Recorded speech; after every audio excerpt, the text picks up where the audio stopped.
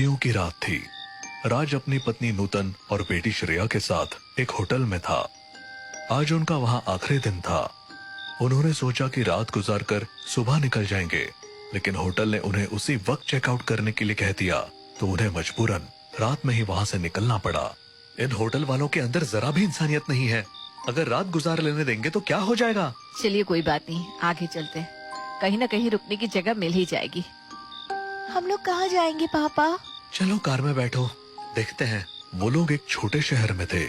वहाँ से निकलकर उन्हें कोई भी होटल नहीं मिला। चलते चलते वो लोग शहर से बाहर आ गए और हाईवे पर चलने लगे। तभी अचानक राज ने महसूस किया कि रास्ते में एक भी बंदा या गाड़ी नजर नहीं आ रही है। उसे ये बात बड़ी अजीब लगी।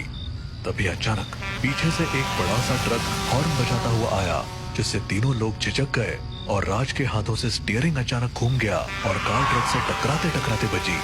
हे भगवान, ये क्या था? मेरी तो जान ही निकल गई। जल्दी कोई रुकने की जगह ढूंढो। थोड़ी दूर चलने के बाद उन्हें दूर को एक लाइट जलती दिखी। अरे वो देखो, वहाँ लाइट जल रही है। चलो वहीं चलते हैं। ये तो कोई गांव लग रहा है। राज ने कार कच्चे रास्ते पर मोड़ी और वो उस जगह पर पहुँचे। वहाँ एक महल जैसा दिखने वाला भवन था। उसके ऊपर बड़े अक्षरों में लिखा था, शनिवार वाड़ा। ये जगह कितनी सुंदर है। यहीं रुकते हैं ना? ये किसका घर है पापा? ये तो अंदर जाकर ही पता चलेगा बेटा। वो लोग महल के अंदर गए, पर वहाँ कोई भी नहीं था। बड़ी अजीब बात है, इतने बड़े महल में कोई है ही नहीं। अरे तो हमें क्या मतलब, हमें तो बस रात गुजारनी है। एक कमरा देखकर वो लोग सोने चले गए, लेकिन रात में अचानक उन्हें किसी की फुसफुसाने की आवाज सुनाई दी। राज, नूतन, राज, नूतन। राज, कोई हमारा नाम ले रहा है। अरे ये तुम्हारा वहम है, सो जाओ। नहीं, सच में सुनो। अब राज भी उठ गया। दोनों को हल्की हल्की आवाजें सुनाई दी। फिर अचानक सब शांत हो गया। हाँ, मुझे भी लगा था कोई हमारा नाम ले रहा है, लेकिन यह नींद और थकावट की वजह से हो रहा था।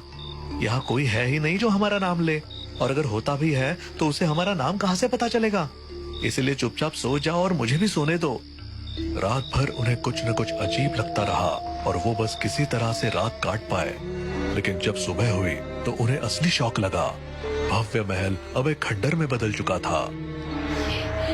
ये क्या हो गया? पापा, ये महल इतना गंदा कैसे हो गया?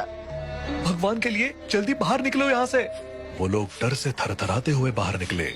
रास्ते में गांव वालों से उनकी मुलाकात हुई। राज ने उन्हें पूरी बात बताई। अरे, आप लोग बच कैसे गए? ये शनिवार वाड़ा है, एक भूतिया खंडहर। यहाँ कोई नहीं जाता। और जो जाता है वो जिंदा वापस नहीं लौटता। ये सुनकर राज, नूतन और श्रेया का खून जम गया। भगवान का बहुत बहुत शुक्र है जो हम बच गए। अब हमारी आगे जाने की हिम्मत नहीं हो रही। क्या हम इस गांव में रुक सकते हैं एक दिन के लिए? हाँ हाँ, क्यों नहीं। आप हमारे घर रुक सकते हैं। क्यों गंगा? हाँ हाँ बिल्कुल, आप लोग हमारे गांव के मेहमान हैं। आइए चलिए, अपनी कार हमारे घर की तरफ ले आइए। बहुत बहुत शुक्रिया आपका। मोहन और गंगा राज, नूतन और श्रेया को अपने घर ले आए। आप जितना चाहे यहाँ रुक सकते हैं। जब थोड़ा ठीक लगे तब चले जाना। तुम्हारा बहुत बहुत शुक्रिया बहन। हमें कल रात से इतना डर लग रहा है ना कि हम बता नहीं सकते। आप लोग फरिश्ता बनकर हमारी जिंदगी में आए हैं। अरे ऐसा न कहिए, ये तो हमारा फर्ज है। वो लोग आराम से बैठ गए। दिन भर तो सब कुछ नॉर्मल रहा। राज, नूतन और श्रेया ने मोहन और गंगा के साथ खाना खाया और गांव की बातें सुनी। लेकिन जैसे ही रात हुई, माहौल में एक बार फिर बेचैनी फैलने लगी। राज, मुझे अब भी अजीब सा लग रहा है। यहाँ भी कुछ सही नहीं लग रहा। घबराओ मत, हम सुबह यहाँ से निकल जाएंगे। आज तो बस वो सब देखकर मेरा दिल घबरा गया, वरना आज ही निकल जाते। रात का सन्नाटा गहराता जा रहा था।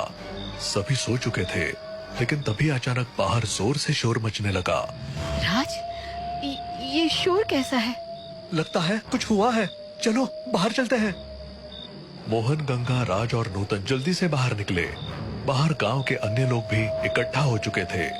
सबकी निगाहें शनिवार वाड़ा की तरफ थी। पता चला कि वहाँ एक लड़के की लाश मिली है। ये क्या हो गया?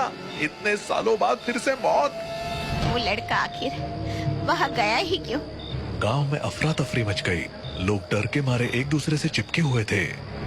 क्या होगा?